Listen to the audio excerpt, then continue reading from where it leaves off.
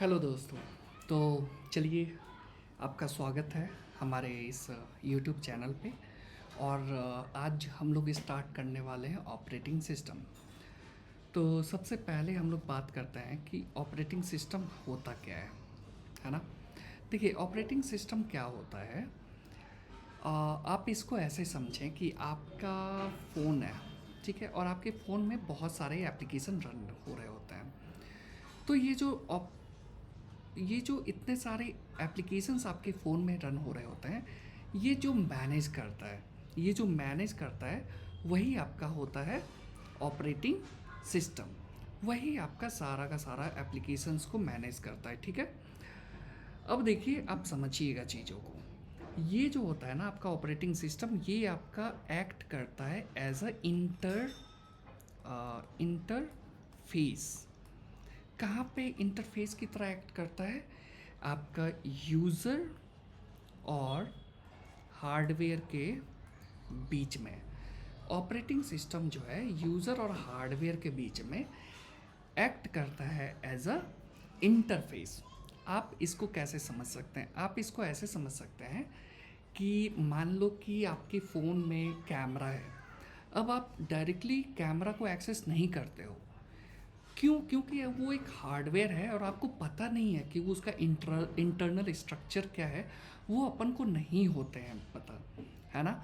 तो वो, अगर हम लोग को चाहिए किसी भी काम के लिए, अगर हार्डवेयर का ज़रूरत है, तो अपन लोग ओएस को बोलते हैं और ओएस सिस्टम कॉल करता है, ठीक है। अब जो दूसरा जो चीज़ है हम लोग का, अगर बात करें कि ये जो होता है ये प्रोवाइड करवाता है इन्वायरमेंट। उसका मतलब क्या हुआ कि ये ओएस जो है एक इन्वायरमेंट प्रोवाइड करता है अपन को।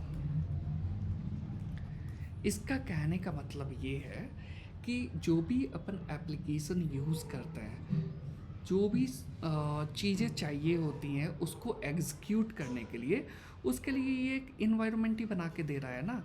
मान लो कि तुम गेम एक खेल रहे हो।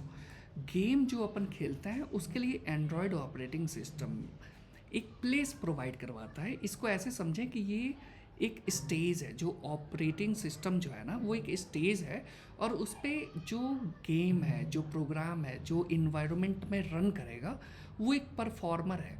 तो वो परफॉर्मर कहाँ पे परफॉर्म कर रहा है? वो स्टेज पे ही तो परफॉर्म कर रहा है ना। अब ये एक और चीज़ है कि ये अपन लोग को set of set of utility provide करवाता है। Set of utility software.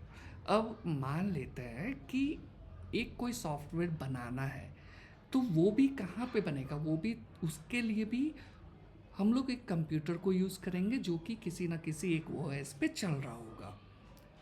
तो यूटिलिटी सॉफ्टवेयर भी जो ये प्रोवाइड करवाएगा, ये हमारा ओएस भी प्रोवाइड करवाएगा।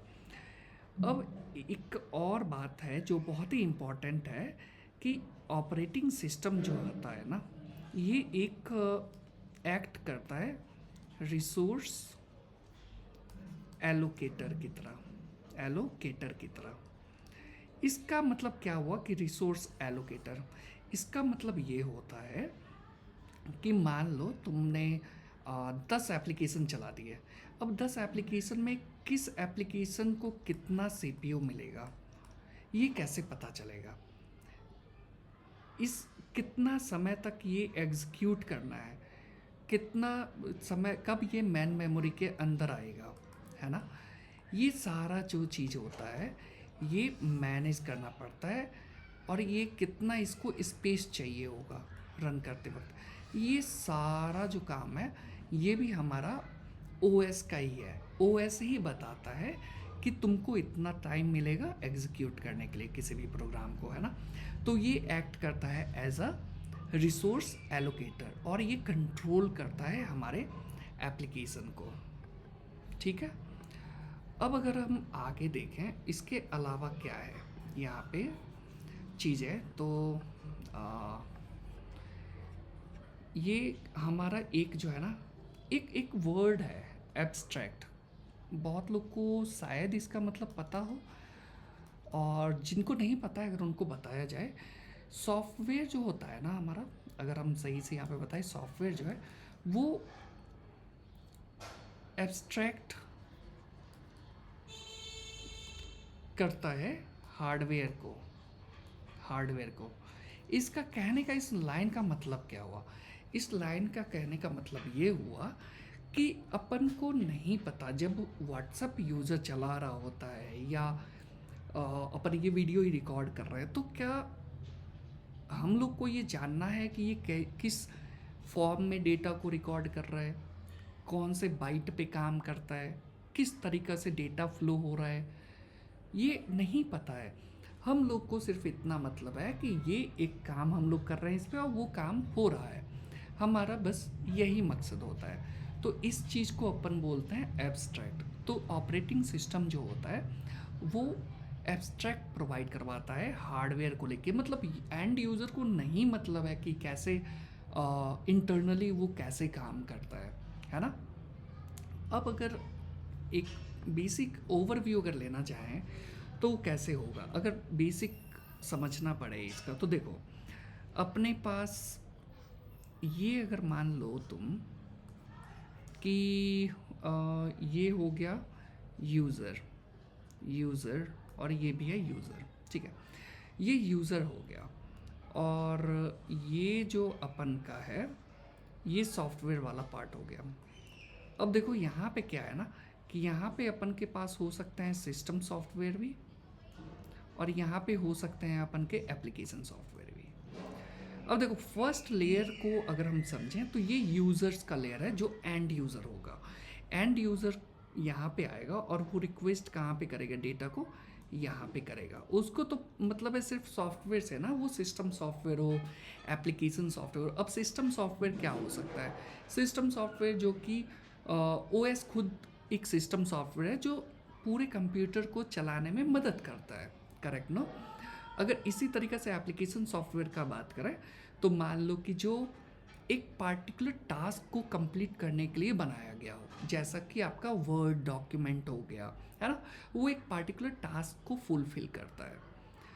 अब यहाँ पे देखो ये वाला जो पोर्शन है अपन का, ये हमारा होता है ओएस। अब देखो इस अगर थर्ड लेयर पे आओगे तो ये वाला जो लेयर हो गया ये अपन का हो गया हार्डवेयर, जहाँ पे सीपीयू या जो भी दूसरा हार्डवेयर है ये यहाँ पे बैठा हुआ है।